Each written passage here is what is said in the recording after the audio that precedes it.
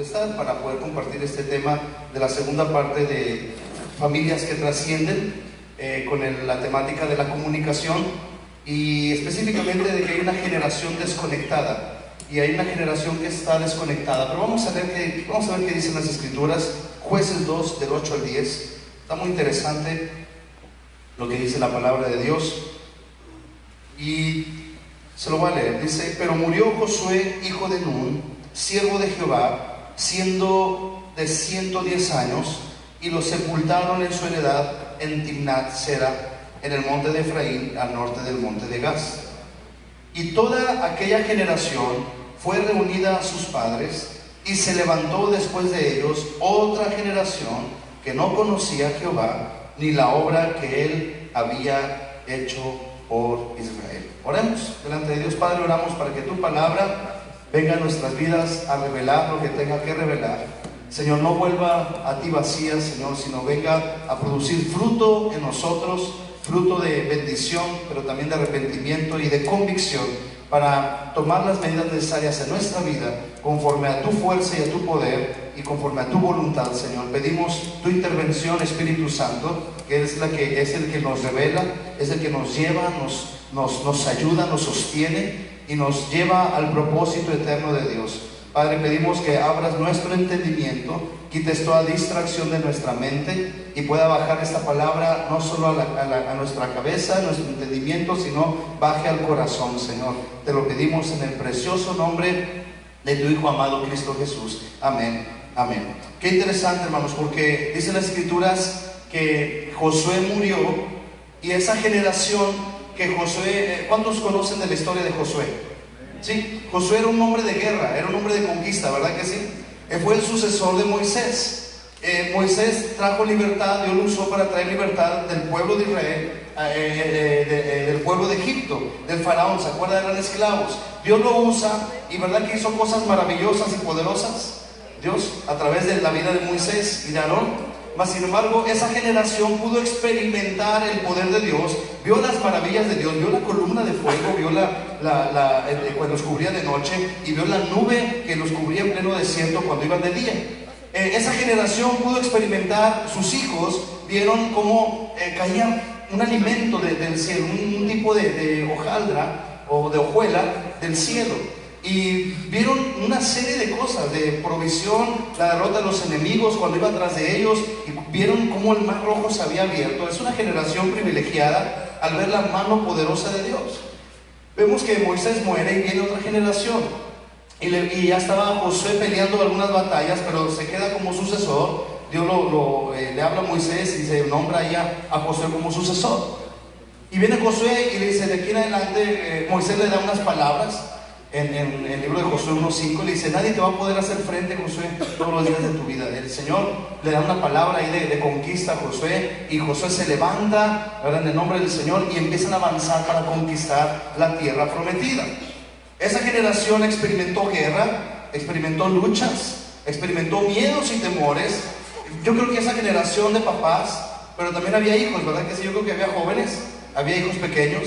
Y empezaron a ver a los padres que salían a la guerra, y luego cuando regresaban todos, algunos no regresaban, tal vez otros regresaban cansados, heridos, otros contentos en ocasiones, decían: Dios nos dio la victoria, ¿verdad? Y esa generación vio pelear a sus padres, vio esforzarse a sus padres, y esa generación de sus hijos vieron la mano poderosa de Dios, y los padres decían: Dios nos libró. Y yo creo que regresaban, porque cuando Dios hace algo poderoso, los papás no nos podemos quedar callados, ¿verdad? Miren, le digo esto porque esa generación experimentó cosas poderosas de Dios y pudo ver los milagros, la guerra, y los papás decían: wow, hijo, hubieras visto. Y platicaba con su esposa. Yo me lo imagino de esa manera. La Biblia no dice, diga conmigo, el pastor se imaginó, y se imagina que el papá iba a la guerra y Dios les daba la batalla, y cuando estaban ahí en el pueblo de Jericó dando vueltas el pueblo, y llegaban después a casa y se ponen a platicar de los hechos poderosos y majestuosos de Dios. Decían: ¿viste, hijo, cómo Dios nos respondió en oración y fuimos obedientes? Y ese pueblo creció con el conocimiento de Dios y con la mano y la demostración de la mano de Dios. Pero sucede que el pueblo empieza a conquistar, el pueblo empieza a avanzar y empieza a cumplir el propósito que Dios los había llamado, y empiezan a tener tierras, empiezan a tener herencia. Dice la palabra que en versículos anteriores de que leímos, que Josué ya había repartido esa herencia a los pueblos y cada tribu ya tenía sus porciones de tierra y ya tenían sus lugares para estar. Pero dicen las escrituras, murió Josué. Aquí lo leemos en una sección de palabras y de letras, pero vemos que pasaron años, muere Josué, pasan algunos años y dice, y se levantó otra generación. ¿Cuánto equivale a una generación? ¿Cuántos años? Unos 80 años, pero dentro de esos 80 años puede incluso haber hasta 2 generaciones, ¿verdad? El hijo es la primera generación y los nietos es una segunda generación, ¿o estoy equivocado? ¿Sí es así? Puede haber hasta 2 generaciones dentro de una generación. Entonces dice la palabra que cuando se levantó otra generación, los papás ya estaban de alguna manera cómodos porque ya no había guerras. Esa generación que los papás habían experimentado recibieron la bendición del esfuerzo, de la lucha y del trabajo.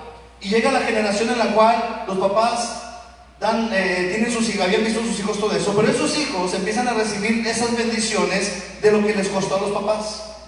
Resulta que los hijos crecen, los hijos tienen hijos y esa otra generación, esos papás que en un principio eran pequeños, ya habían crecido, ahora eran papás, ellos ya tenían todo a la mano, tenían las uvas grandotas, ¿verdad? Porque el pueblo de Israel dicen las escrituras que habían inspeccionado la tierra prometida y había unos frutos enormes. Esos hijos ya estaban disfrutando de las bendiciones que les costó a los padres trabajar. Esos hijos crecieron y yo creo que ahí empezó el problema. Ya no había que hablar, aparentemente ya no había que discutir, porque ya no había guerra, ya no había conquista, ya no había tantos problemas. Ya tenían algo para ellos, ya tenían una tierra, un espacio para sus vidas. El pueblo de Israel había crecido en esta generación y de alguna manera significa que los hijos se sintieron cómodos. Digo conmigo, hijos cómodos es un peligro. La comodidad es un peligro, porque los hijos crecieron, dijeron pues tenemos todo y no transmitieron ni siquiera el conocimiento. Les compartía, les predicaba la semana pasada, el domingo, en el libro de Deuteronomio, las indicaciones de parte de Dios. Dice, vas a poner mi palabra en tu frente, vas a ponerla en los dinteles de tu hogar, vas a transmitirla y enseñarlas a tus hijos cada generación, para que los hijos de tus hijos también le enseñen. Lo dice la palabra aquí que sucedió algo que ya había estado advertido. Dijo, no descuides la enseñanza. No descuides lo que estás transmitiendo a tus hijos. Padres, ¿cuántos padres hay aquí? Diga conmigo, soy responsable. Somos responsables de transmitir lo que Dios hace en nuestra vida para poderles enseñar a nuestros hijos. Somos responsables. ¿Por qué hay tanto hijo descarriado, tanto hijo desviado, situación que no quiere nada de Dios?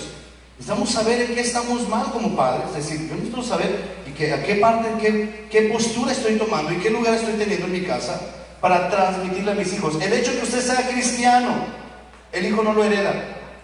Le predicaba el domingo pasado que la fe es personal. Dios no tiene nietos, Dios no es abuelo, Dios es padre, Dios tiene hijos, amén. Y cuando usted transmite la fe, si usted la transmitiese por herencia o por el simple hecho que se da cuenta que tiene una fe y espera que su hijo por ende viva en esa fe, es como decir, pues que sea el abuelo, Dios sea su abuelo, ¿verdad? Pero cuando tú dices, Él es mi padre, es porque hay una relación personal, una relación estrecha, y Dios es su Dios. Y ya no solamente vio la fe de los padres, sino vive la fe de los padres. Hay mucha gente que vive de la fe de los padres. Hay muchos hijos que viven de la fe y la comodidad de los padres, porque los padres la sufrimos, ¿verdad que sí? Para llevar el sustento y llevar el principio de la palabra, seguir las cosas correctas de parte de Dios. La sufrimos y empezamos a tener luchas y situaciones, y ahí conocemos a Dios en medio de esas luchas. Dice la palabra, me llama la atención en un pasaje anterior, perdón, después en el capítulo 3, dice que el Señor había dejado algunas naciones para probar a Israel. Digo, voy a dejar estas naciones para probar a Israel, pero algo muy interesante dice en el versículo 2, solamente para que el linaje de los hijos de Israel, Jueces 3:2, dice, conociese la guerra. Dice, para que la enseñasen a los que antes no la habían conocido. Ándale. Ay, Diego conmigo, ay, de perdido. El Señor estaba, en un capítulo después, yo creo que el Señor vio y dijo, no me conocen. Bueno, voy a ponerles situaciones difíciles alrededor, naciones a su alrededor, para que prueben sus corazones, para que puedan conocer lo que es la guerra. Dice, para que la enseñen a los que antes no la habían conocido. ¿Por qué? Porque el pueblo se había perdido de ese conocimiento, pero ¿de quién era responsabilidad transmitir ese conocimiento? De los padres.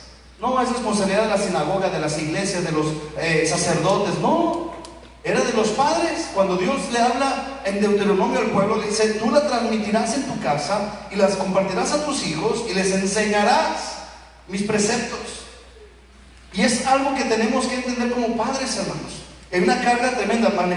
Les compartía una serie de estadísticas la semana pasada impresionantes y preocupantes. A nivel de México estamos en primer lugar en violencia, en abuso infantil, sexual. Estamos dentro de los primeros lugares en la secundaria de violencia, en las secundarias. Estamos en primer lugar en bullying. Y empieza a haber una serie de estadísticas alarmantes. En primer lugar, embarazos de niñas de 9 o 11 años, embarazos no deseados, o muchachitas que están metiéndose, pues sí deseados, ¿verdad? Porque quisieron meterse ahí, ¿no? Pues no lo esperaban. A lo que voy es que hay algo alarmante. Dice la palabra que en la otra generación no conoció a Jehová. No conoció a Jehová. Y buscaba la palabra conocer en el original del hebreo. Y viene algunas connotaciones. Dice, no se les dio a mostrar. No les fue revelado, no hubo un conocimiento, dice, no se les enseñó acerca de él, nadie les mostró él. Entonces, connota el conocer a Dios, hay una connotación de decirle alguien no le demostró el camino, alguien no le enseñó el camino, alguien no le dijo lo que debía hacer.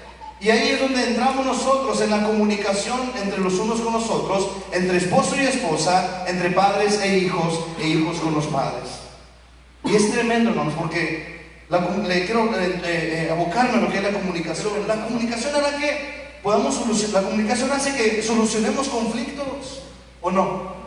¿Verdad que sí? El comunicarnos hará aclarar malos entendidos, ¿o no? Pero ¿qué sucede cuando la persona no te dice nada? Cuando el esposo, la esposa, el pastor, el ministro, el consiervo no te dice nada. Ya estás saboteando tú la relación ahí para empezar. Yo me sorprendo y digo, pues ya no fue a la iglesia, ¿qué le pasó? Yo ni me enteré. No supimos, no, pues anduvo con terceras personas, cuartas personas, pero nunca llega con la persona indicada y correcta. Y la comunicación indirecta nunca será una buena comunicación. Mucha gente va con terceras, cuartas, quintas personas. Y la Biblia nos habla, ven con tu hermano y ponte a cuentas, ¿verdad que sí? Ven con tu hermano y ve y ponte a cuentas. Porque no vas a pelearte con él, vas a comunicar tu necesidad. No vas a decirle, no, pues si le digo se va a enojar conmigo. Pues ni modo, él tiene derecho a enojarse, pero hay maneras de cómo comunicarse. Pero la palabra es muy clara. ¿Para cuántos ha sido muy clara la palabra de Dios? ¿Verdad que Dios nos ha comunicado su plan eterno?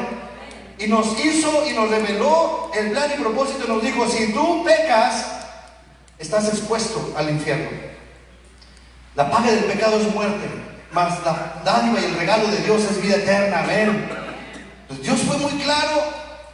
Ahí dijo, bueno, dile a tal por tal que, bueno, dale a entender. Y el dar a entender no es comunicación. El dar a entender, el interpretar, el dejar por sentado algo que no tienes idea, no es comunicación. El decir, bueno, los papás aquí en el Antiguo Testamento pudieron haber dicho, pues es que ellos pues saben que yo amo a Dios, hombre. Ellos saben que yo amo a Dios. Y eso no da por sentado que tú les estás enseñando la palabra de Dios. Es que ellos me ven yendo a la iglesia y cuando te sientas a orar por ellos y le dices, hijito, mira, hay que orar por esto porque hay necesidad de esto. Hijo, mira, recuerda que, ay papi, gracias que por esos zapatos, hijo. Ah, y tú no sé, sí, gracias. Pero qué diferente es cuando le dices, es gracias a Dios, hijo, porque Él nos proveyó. Ya le estás enseñando que Él es el proveedor. Le estás diciendo en medio de la enfermedad, hijita, vamos a orar. No, vamos al médico, gloria a Dios, porque lo que lo hagamos. Pero ¿cuándo le has enseñado a orar? Hijito, antes de ir al médico, vamos a orar. Y después vamos al doctor, en este momento, y oramos. Y tú pídele a Dios, Señor, ¿cuántos niños le han tenido miedo a la oscuridad? Bueno, aquí hay papás, ¿verdad? ¿Cuántos papás han tenido hijos que han tenido miedo a la oscuridad? ¿Cuántos de nuestros hijos tenían miedo a la oscuridad? ¿Y qué hacemos los padres? Vente, hijito, y acuéstate conmigo. Y no le enseñamos nada de Dios. Cuando empezamos a enfrentar esta necesidad en nuestra casa con nuestros hijos pequeños, dijimos, yo tengo que sacar provecho de esto y enseñarles de Dios, porque no me van a dejar dormir. Yo quiero a mi esposa, la cama es para mi esposa y para mí. ¿Saben? Nomás ella y yo. Diga conmigo, ahí de perdido. Los papás. Y ahí está el niño en medio. Es antihigiénico, hermano, déjeme decirle una cosa. Es antihigiénico que un niño pequeño esté en medio de los papás. Es antihigiénico, le hace mucho daño a la piel. Porque nosotros tenemos otro tipo de contacto en la vida y estamos todos los días en la cama con sudor y con cosas, ¿verdad? Y es muy antihigiénico. No es sano. Pero los papás no lo ven. ¿A qué va con esto, hermanos? Aproveché la oscuridad a enseñarles. Decirle, hijito, a ver, mira, ¿quién hizo la luz? Dios. Dios. ¿Quién hizo la oscuridad? Pues Dios. Sí, la hizo Dios. ¿Entonces es mala la oscuridad? Pues no es mala. ¿Quién hizo los truenos y la lluvia? No, pues Dios. Entonces no te asustes, Dios lo hizo. Yo entiendo que tienes miedo. Y lo despachaba a su cuarto. Y orábamos con él, vamos a orar. Fíjate lo que dice la Biblia: en paz me acostaré y así mismo dormiré, porque solo tú, Señor. ¿Qué sucede cuando el papá ni la mamá ni se preocupan por la palabra de Dios? Dice, ya hombre, ya vete, no seas miedoso. O bueno, vente aquí, hombre, ya. Y estás haciéndole un daño. No le estás enseñando la palabra, no estás tomando la oportunidad para decirle, hijo, hija, esto. ¿Qué sucede con el padre que viene el hijo y dice, es que me pegó fulanito y tal? ¿Y dónde está ese chamaco que le pegó a mi hijo? No, salimos con las garras, ¿a poco no? Ay, no, aquí no, ¿verdad? Son bien lindos de aquí, no. Si vienen del linaje de Zapata y Pancho Villa, hermanos, son bien guerrilleros. Son tremendos aquí en Coahuila. Tienen el mostachón de Pancho Villa y se le nota. Pero ¿sabe una cosa? Lejos de enseñarle de ir a defenderlo, decirle a hijo, se escucha la necesidad. ¿Qué hiciste tú? No, pues es que le pegué, ¿verdad? Pues te la regresó, pues no le pegues o no hagas esto. Y nos ha pasado, ¿verdad? Llega una niña y, no, es que llorando y haciendo un escándalo. ¿Qué pasó, hija? Es que tal, me hizo y me pegó. Ahí vamos con otro chiquillo, ¿verdad? Pero vamos a escuchar las dos versiones, ¿verdad? Y dije, ¿tú qué pasó? Pues es que me empujó y me caí. ¿Lo empujaste? Sí, pues, te explico. La de guerrillera y luego dice, no me puede hacer nada, ¿verdad? De derechos humanos, y ya conocen la ley más que uno, los chiquillos. El caso, hermanos, es que es importante mirar los principios de la palabra de Dios para poderlos enseñar a nuestros hijos, para poder solucionar cualquier conflicto, aún en nuestro matrimonio, aún en nuestra relación con padres e hijos. Dice la palabra es muy clara y enseña mucho acerca de la comunicación. Proverbios 10:18, voy a leer rápido. Dice, el que encubre el odio es de labios mentirosos y el que propaga calumnia es necio. Levítico 19:17, no aborrecerás a tu hermano en tu corazón, razonarás con tu prójimo para que no participes de su pecado. Efesios 4:25-27, por lo cual, desechando la mentira, hablad verdad cada uno con su prójimo, comunícate, porque somos miembros los unos de los otros. Airaos, pero no pequéis, no se ponga el sol sobre nuestro enojo, ni deis lugar al diablo. Mateo 18:15 dice, si tu hermano peca contra ti, ve y repréndele estando tú y él solos. Si te oyere, has ganado a tu hermano. Mateo 18:15, la otra traducción viviente, dice, si un creyente peca contra ti, háblale en privado y hazle ver su falta. Si te escucha y confiesa el pecado, has recuperado a esa persona. Proverbios 27:5, mejor es reprensión manifiesta que amor oculte. Entonces, lo que yo haga y desarrolle con mis hijos y les enseñe a ellos, va a determinar su carácter. La manera que yo me comunique con ellos y les enseñe, va a determinar su carácter. ¿Por qué? Porque yo puedo hacer a un niño manipulador, a un hijo manipulador, y si es que pues me trató mal, me empujó. ¿Y qué hace el papá o la mamá? No escucha, cierra el canal de comunicación ante las otras personas y dice, me le hicieron esto, y ya cerraste la comunicación. Y estamos creando a un hijo manipulador. De que dice, ya sé, cada vez que me hagan cualquier cosita, aunque yo le tiro un patadón al otro, mamá y papá no se enteraron, y le escupí, le pellizqué, yo también se la devolví, y empezamos a crear hijos irresponsables con un carácter débil, hijos dependientes solo de papá y mamá e inseguros. Entonces la comunicación determina un carácter, porque estamos enseñando, transmitiendo a nuestros hijos, estamos buscando, ellos ven la comunicación entre los esposos, ¿a poco no? Decía, hay un pastor que decía que tenía un congregante y venía el esposo de trabajar, ponía postes en la calle, le escarbaba y ponía postes. Que la mujer tiene, ¿cuántas? 70,000 palabras al día. 75,000, ya me lo aumentaron 5,000. Ay, Señor Jesús. 75 y el hombre la mitad, 30, 35. Fíjese. Entonces el hombre ya se había gastado todas sus palabras con el compadre, el amigo, el compañero. ¿Cómo te fue, compadre? ¿Cómo estás? Bien. ¿Y qué hiciste? No, pues nada. Y ya se las acabó sus miles de palabras, ¿verdad? Y todas las que pensó, ya dijo, ya las dije, pero las pensó. Y llega a la casa donde la mujercita pues ha estado sola, ¿verdad? ¿Sola qué? Santo Jesús, Jesús del huerto del Getsemaní, agarra unos confesados. Y llega a la casa, y mi amor, ¿cómo estás? ¿Verdad? Bueno, les ha pasado. Aquí no pasa, aquí no pasa. Llega y el esposo le dice, ¿y qué hiciste? Pues nada, trabajé. ¿Pero qué hiciste? Pues cavé un hoyo y puse un poste. Pero ¿cómo te fue? Pues bien, ¿no me ves que ya llegué? Y la esposa se enoja con el esposo porque ya se acabó sus 35,000 palabras. Como no tiene muy buen vocabulario ni léxico, pues se limitó y tiene 10, 15,000 palabras nada más. No damos para más, hermano, disculpe. El hombre tiene un lado del cerebro, ¿verdad?, conectado, y las mujeres tienen los dos lados conectados, hermanas. Compréndanos, por favor. No entendemos muchas cosas. ¿Por qué cree usted que la Biblia dice al hombre, marido, ama a tu mujer? Nunca dice, entiéndela, ¿verdad que no? Apárense en ese artículo de la Biblia, varones, por favor. Si la Biblia dice que te ame, no esperes que te entienda, porque no entiendo muchas cosas. No me entiendo ni a mí mismo. Vivir con ella sabiamente. Ay, Señor, ¿verdad? Hay una limitante y se rompe la comunicación. El hombre es más callado, es más cerrado, pero no cierra la comunicación. Algo se te va a ocurrir, pídele a Dios que te destape ahí con un pacto purífico, ¿eh? ¿Con qué? Nuestra cabeza. Yo ya oré, hermanos, ahí la llevo. La comunicación es importante para poder conocer a nuestros hijos. No podemos dar por sentado que está todo bien. No podemos dar por sentado por el hecho que van y bien y están seguros en casa, están bien. No, tenemos que conocerlos. Tenemos que saber sus inquietudes. Y requiere tiempo, requiere esfuerzo, hermanos. Requiere un momento de dedicación a nuestros hijos, al matrimonio, el esposo. Si su esposo es bien callado, pues lo siento, dedíquele más tiempo. Usted tiene que identificar el tanque de amor de su esposo. Tal vez no es la plática, tal vez es la convivencia o el simplemente estar a su lado. Pero lo que voy es de que los gritos y regaños no ayudan en la comunicación.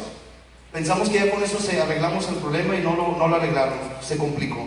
Va a producir una falta de confianza en nuestro matrimonio, en nuestros hijos. Va a producir rebeldía, va a producir malos sentimientos. Y Dios nos dio 2 oídos para oír y una boca para hablar.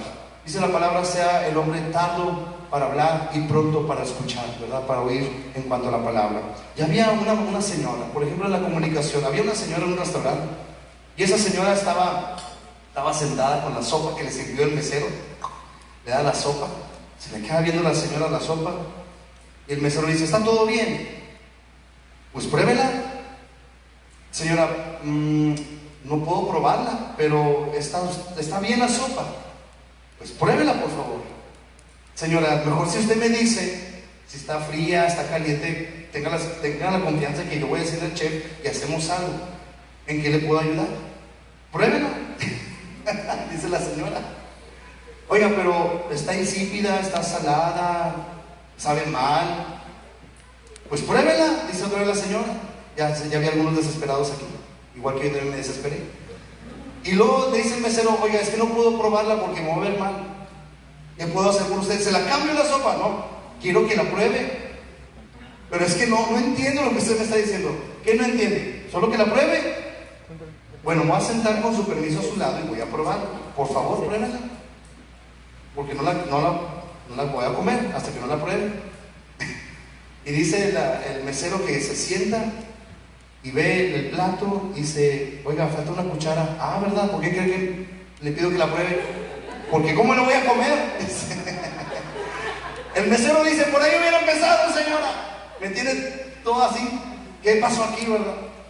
Y la comunicación indirecta no es comunicación, hermano, discúlpeme. Si usted le dice a su esposo, ay, mi amor, está muy sucio afuera, ¿verdad? Hermano, discúlpeme, pero no entendemos más que afuera está bien sucio. Si usted le dice, mi amor, puedes agarrar la escoba y ayudarme afuera a barrer, ¿Lo puedes hacer tú, por favor? Ah, uno sí va a entender. No les estoy dando armas para que se defiendan, pastor, hermano. Perdón, hermano, no puedo decir nuestro testimonio. Córtale, mi chavo. Así me pasó una vez estando en México, amor, como que ese patio está muy sucio, ¿no? El jardín está muy... falta cortar. Falta ahí como que cortar. Y yo, pues sí, falta cortar. Y me quedé viendo la tele. Pasa el día siguiente y sigue creciendo. Y, oye, amor, como que está muy descuidado, ¿no? El jardín. Los vecinos que van a decir, y sí, ¿verdad? Está ahí descuidado. Sigues viendo la tele, ¿verdad? Y luego se enoja. Bueno, fue hace muchos años, ya no se enoja. Y amor, es que tú nunca me ayudas en esto. Y yo, pues ¿cuándo me pediste ayuda, verdad? Y no es defensa de uno, simplemente uno acuérdense, funciona en un solo lado, ¿verdad? Nada más. Y la esposa está pensando en todo, ¿verdad? Entonces ya cuando me dijo, mi amor, ¿puedes tú ir a limpiar el jardín? ¿Cómo ves? Porque yo no me quiero agachar. Ah, claro que sí, mi amor. Pero ahorita. Porque puede decir, ¿puedes ayudar? No puede decir sí, pero no dijo cuándo. Hay un problema ahí. Y la comunicación no puede ser a medias, hermanos. La comunicación no puede ser indirecta. No se debe de triangular con terceras personas.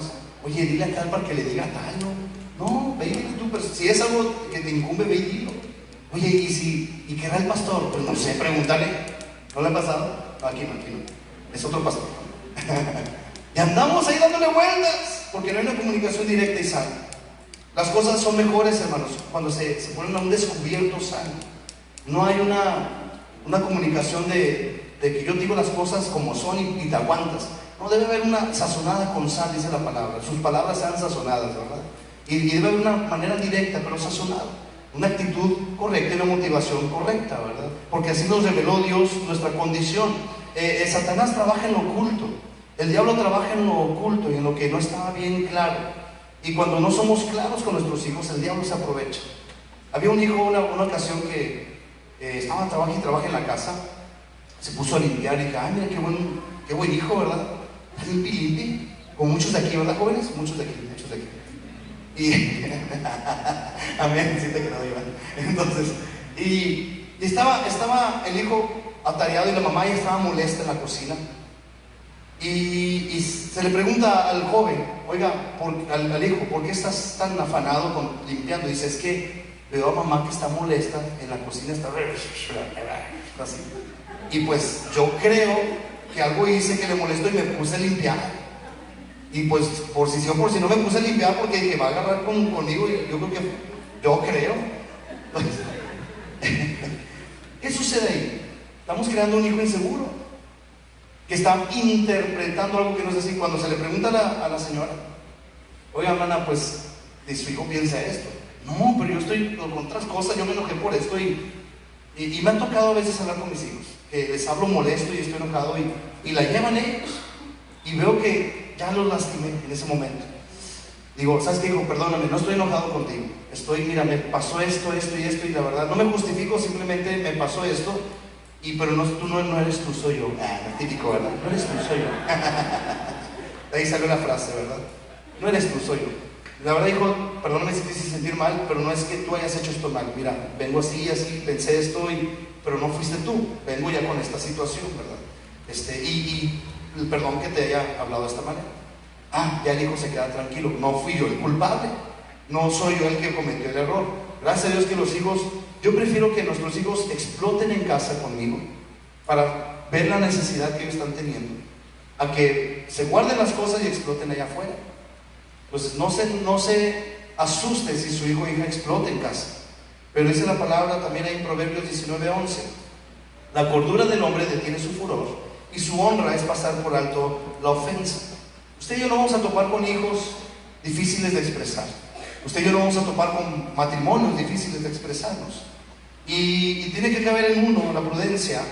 Puede ser la persona muy tímida, muy pasiva, pues que no le importa, no que no le importe, simplemente pues no quiero saber de esto, ¿verdad? Y usted y yo tenemos que enseñarnos y enseñarles a podernos comunicar una serie de preguntas y una serie de una interacción uno con el otro. No te guardes las cosas por decir algo que te molesta. Es necesario hacer saber la molestia, pero también de una manera correcta.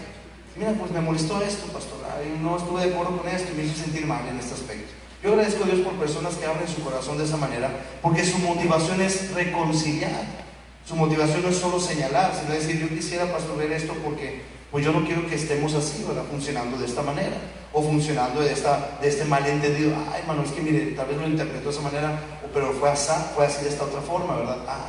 Perdóneme, pues yo tenía esta percepción. Mire, usted allá iba acá, entonces pues ni en cuenta. ¿Qué sucederá en el matrimonio? ¿Qué sucederá con nuestros hijos? Si con personas que no estamos tan estrechamente ligadas en una casa, sucede. ¿Qué nos sucederá en casa también? ¿Le ha pasado el que alguien le diga, yo pensé, ¿verdad? Yo me imaginé esto, me imaginé que no estabas en condiciones de hablar y ya no quise hablarte, te vi molesto y ya no quise tocarte el tema o el punto y rompemos la comunicación? En esta manera de pensar es debido al temor a comunicarte con la persona. Ya te da miedo. Y la palabra nos enseña que Dios no nos ha dado espíritu de cobardía, sino de poder, amor y dominio propio. No suponiendo las cosas que pueden ser o que son de una manera, sino hacer saber las cosas del por qué y para qué. Que pueda haber en nosotros la prudencia y la motivación de decir, bueno, ¿por qué lo hago? Pero hay un propósito para eso, no te enojes. Yo entiendo tu molestia, pero mira, es por esto y por esto, ¿verdad? No estoy enjuiciándote, simplemente estoy diciendo que no es correcto esto, ¿verdad? Y empezamos a comunicarnos. Nunca, por favor, se comunique en algo importante con sus hijos, su esposo o ministerio por el WhatsApp. Por favor, hermanos. Yo le he dicho a varios colaboradores del ministerio, le digo, por favor, si vas a hablar algo con alguien, que no sea por WhatsApp, ¿verdad? Es una serie de informalidad. No sabes qué está queriendo decir, de asuntos serios, y tratar mejor de arreglarlos, pues vía práctica, ¿verdad? Escuchar a la persona, verlo cara a cara y poder solucionar los asuntos o corregir las observaciones con la persona que está involucrada. Cuando usted deja en claro a sus hijos los límites y las reglas de su casa, sus hijos tal vez le van a fallar. Pero si usted da por sentado que ellos piensan y saben, pues créanme que le van a fallar doblemente. Pero si usted deja muy claras las cosas, como matrimonio, deja muy claras las cosas en su casa con sus hijos, usted van a fallar en una primera instancia, tal vez en una segunda instancia. Para eso existe la corrección y la disciplina. Hijo, ya te había dicho que era así, por esta ocasión te lo voy a pasar, pero ya está claro que estamos de esta manera. Va a volver a fallar, segunda o tercera vez, y se tiene que empezar a aplicar una corrección. Porque si usted da por sentado simplemente el decir, pues es que ya sabe, hombre, ya sabe, pues a lo mejor se le olvidó, recuérdele. Deje claras las cosas, establece un ambiente de comunicación sano. Y extraje parte de este material de un libro cristiano, se llama Establece límites para tus hijos. No voy a hablar de los límites, pero tiene una porción de la comunicación, una porción muy pequeña. Y de esa porción extraje lo que le voy a decir. Establece un ambiente para la comunicación. Es válido expresarse el hijo o el esposo o la esposa, aunque duela. Lo que no es válido es la mala actitud y el enojo desbordado al decir palabras ofensivas. ¿Me explico? Dice, está bien, dime lo que quieras, pero no me ofendas. Dímelo enojado si quieres y estás alterado o alterada, pero no me ofendas. No se van las groserías, no se van las palabras de defectos, porque eso va a romper la comunicación. El enojo desbordado al momento de expresarse. La expresión en la comunicación debe tener sus límites. Por ejemplo, es válido decir que estás enojado y tienes odio, tienes enojo, rechazo, pero el decirle una grosería a la persona o aventarle cosas o tirar golpes ya no es aceptable. Le tiene que controlar a sus hijos. Yo recuerdo cuando David estaba pequeño, en brazos, a mí me daba risa cuando me tiraba cachetadillas, David, porque sentía sus manitas y me encantaba sentir sus manitas. Y me apretaba el cachete y yo hacía caras, y también le mordía el cachete a él, y así nos llevábamos él y yo, ¿verdad? Así somos él y yo, muy llevados. Pero recuerdo que una vez mi esposa me dijo, mi amor, yo quisiera que no permitas que te dé manotazos. Yo, ¿por qué? Y me dice, porque el niño nuestro hijo cuando esté con otra persona le va a sonar en una cachetada a alguien más. Y creo que él no está teniendo un límite de saber qué es juego y qué es agresión. Él va a pensar que la agresión es un juego. Ah, mira, sí es cierto. Ya dije, cuando tú no es válido que le cachetadas, yo tampoco. Me dice, pues no, no es cierto. Entonces, el caso es que jugaba, le decía, no, porque duele, las manitas para acariciar, y ya me acariciaba. De repente, da el zarpazo del tigre, ¿no? sea, no porque le empezamos a establecer límites, porque aprendí algo nuevo también, ¿verdad? Empecé a establecer límites. ¿Qué sucede cuando un niño hace una maldad y tiró las cosas y usted lo vio y las tiró? Usted va por el niño, lo recoge, vente, no lo haga, no, vente, pero no le hace ver que hizo mal. Usted no está actuando de una manera correcta porque le está diciendo solamente al niño, vente. El niño va a seguir haciéndolo, va a subirse, va a romper algo y va a tirar algo, va a ir a otra casa y va a tirar todo. Y usted le dice, si tú haces esto, hay una consecuencia, niño. Si tú lo rompes, lo tengo que pagar. Si tú haces esto, humanas, no haga esto, porque si usted ya puso un límite, ya puso una corrección. ¿Me explico? Ay, no, estamos serios. Empatiza con el problema y la necesidad de la otra persona, pero también Dios nos ha dado un dominio propio para actuar de una forma controlada, dice de estos parámetros. Amar no significa pasarse de los límites establecidos. Amar no significa decir, pues déjalo, hombre, como lo amo mucho, déjalo. El ser pasalón, permisivo, no es amor, hermano. Porque dice la palabra que la consecuencia del pecado es muerte. Y la Biblia nos habla de un Dios que ha establecido parámetros y límites para nosotros de una manera correcta. Y yo empiezo a enseñar a mis hijos para que conozcan de un Dios de parámetros y límites. Si yo no le pongo esos límites, él va a llegar a la iglesia exigiendo a todo el mundo. Atiéndanme, trátenme bien. Soy el inmaculado de aquí de la congregación. Soy la perla divina del Santo Grial. Nadie me diga nada, nadie me puede decir nada. Porque creció acostumbrado a que el niño o la niña nadie le dijera nada, ¿verdad? Y el papá y la mamá pues simplemente se lo llevaban, no le hagas caso, vente, no te juntes con esa chusma. Ah, no, ese es un chavo, ¿verdad? Ese es Kiko. Pero cuando le explicamos, hijito, por algo te están haciendo esto, ¿qué pasó? Hijita, ¿qué está sucediendo en esto? Cuando tú puedes empatizar, estás de su lado, pero le haces ver la corrección que también algo ocasionó esa persona, algo hizo. Pues no fuiste, no cumpliste, fallaste. Pero si empieza a llorar por todo, ya te está manipulando. ¿Me explico? Nadie le está pegando. O decirle, oye, mira esto. ¡Ah! Pues, ¿por qué lloras? ¿Sí me explico?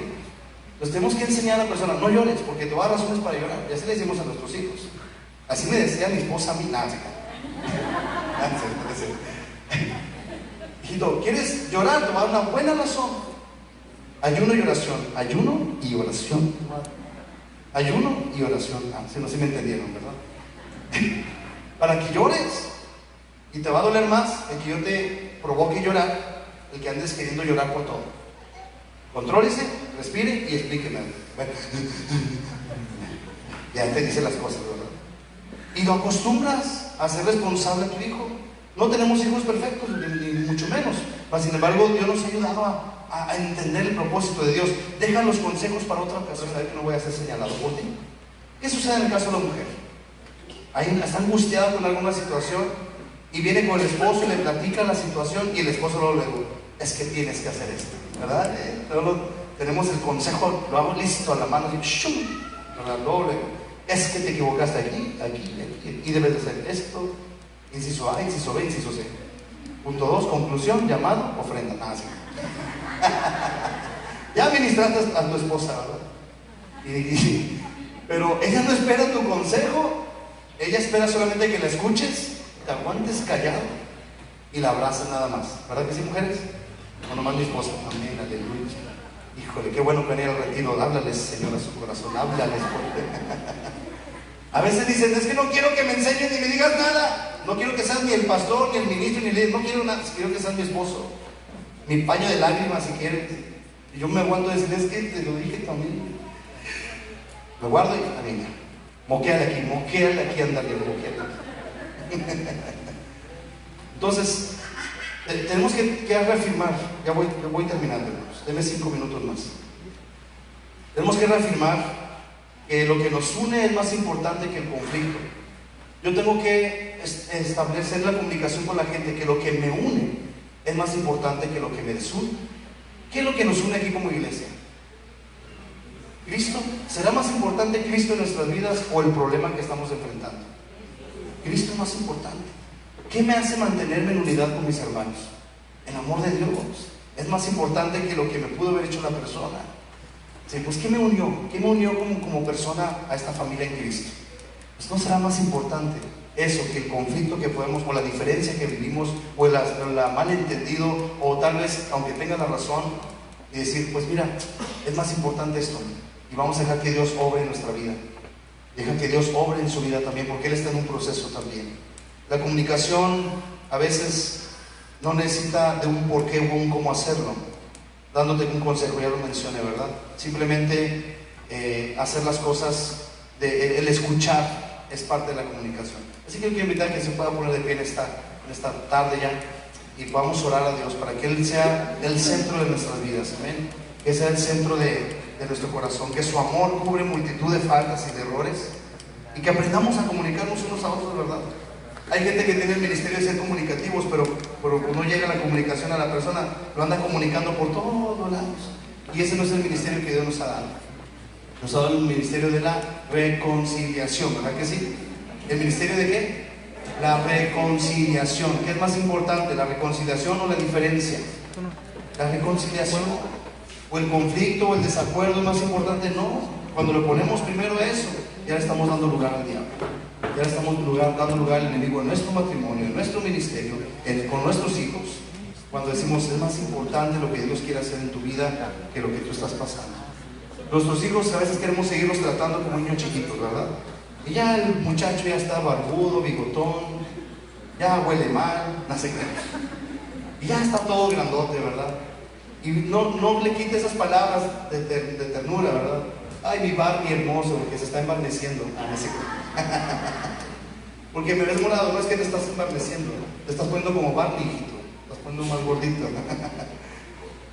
Pero sabe una cosa, usted tiene que darle lugar que él necesita, de ser escuchado, y que ya tiene una edad en la cual no le va a aceptar algunas cosas. Ya se va a formar un criterio. Usted le está poniendo los límites y los parámetros en su casa, pero deje que se forme un criterio y que la decisión la tome la persona. Sí, este es lo que está en la mesa. ¿Lo tomas o lo dejas? Y la decisión es de la persona. Deje que establezca también sus criterios. Con misericordia y verdad se corrige el pecado, y con el temor de Jehová los hombres se apartan del mal. Dios siempre nos habla de una verdad, que usted pueda dar los pasos adecuados con sus hijos. Hijitos, ¿por qué voy a la iglesia? Voy por esto, y creo que necesitamos lograr esto. Y siéntese con ellos, platíquenles. Hijita esto, hijo esto. Pero si necesitamos por sentado, no, hasta que Dios hable a su corazón. Pues Dios la quiere usar a usted, o lo quiere usar a usted para hablarle a sus hijos y enseñarles el camino correcto, los parámetros correctos dentro de una relación, los lineamientos correctos de testimonio. Todo se enseña, hermanos. Hay que enseñar todo, el porqué de las cosas, el para qué, y llevar a un propósito de lo que Dios quiere para su vida. Y exprésele, papá, mamá, estoy enojada por esto, y usted no se sienta mal. Deje que se desahogue en ese momento, ¿verdad? Cómprese un violín, póngale música de fondo ahí mientras. Ya se desahogó, ahora sí, ya haga lo que tenga que hacer. Pero ahí se requiere tiempo. Yo le invito a que podamos orar por nuestra familia, ¿le parece? Oramos por nuestro matrimonio, nuestros hijos en esta hora, para darnos la oportunidad de estrechar ese lazo que necesitamos estrechar. Sí hay algo espiritual, pero también cometemos muchos errores en lo físico. Necesitamos aprender a establecer esa comunicación unos con los otros. Vamos a orar por esto. Padre, en el nombre de Jesús oramos, Señor, para que venga tu presencia a llenarnos de tu amor primeramente, Señor. Padre, tú nos has corregido, nos has mostrado tu verdad, nos amas de tal manera, Señor, que aún con ese amor nos disciplinas, nos encaminas en tu verdad y en tus caminos, nos llevas de tu mano. Gracias te damos, Señor, por eso. Gracias por ser un Dios veraz, un Dios de verdad, que habla verdad y no mentira. Gracias, Dios, por ser tan directo con nosotros y no andar con rodeos. Padre, pedimos, Señor, que tú obres en nuestra vida como padres primeramente. Ayúdanos. Nadie nos enseñó a ser papás, no nos justificamos con eso. Nadie nos enseñó a ser esposos, no hubo una carrera de por medio, no hubo una preparación, y la vida nos fue formando de una manera, Señor. Pero damos gracias porque tu palabra, Señor, ha sentado las bases para nuestros matrimonios. Tu palabra es la luz y la dirección y lumbrera en nuestro camino, para encaminarnos y llevarnos del consejo de tu palabra, para guiar a nuestros hijos, cambiar actitudes en nuestro corazón y poder estar en bendición en nuestro matrimonio. Ayúdanos como padres, Señor, a tener la sabiduría que necesitamos Ayúdanos como hijos a tener corazón lo que quieres que tengamos, Señor. Pedimos tu intervención y ora ahí por tu familia, ora por tus papás, ora por tu vida misma, ora por tu casa, tus hijos. Y Señor, bendícelos. Ayúdanos a animar, a aligerar los conflictos y a poder arreglar las situaciones unos de los otros. Tú eres mi buen pastor, eres mi buen pastor. Tú conoces mi camino.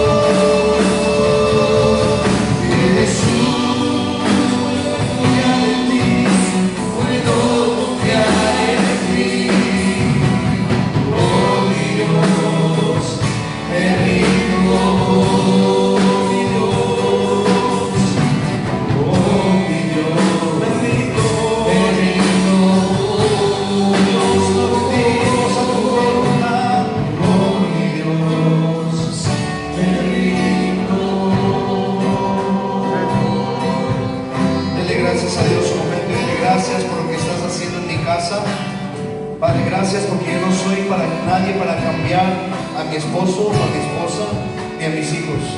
Es tu palabra, que es la obra del Espíritu Santo, la que convence, cambia, transforma y trae convicción de pecado. A mí me corresponde, Señor, transmitir lo que tú tienes para mi vida, ponerlo en práctica en mi vida, no esperando algo a cambio de los demás, y poner por obra lo que tú estás hablando en mi corazón y ser yo responsable como esposo y como matrimonio o como padre.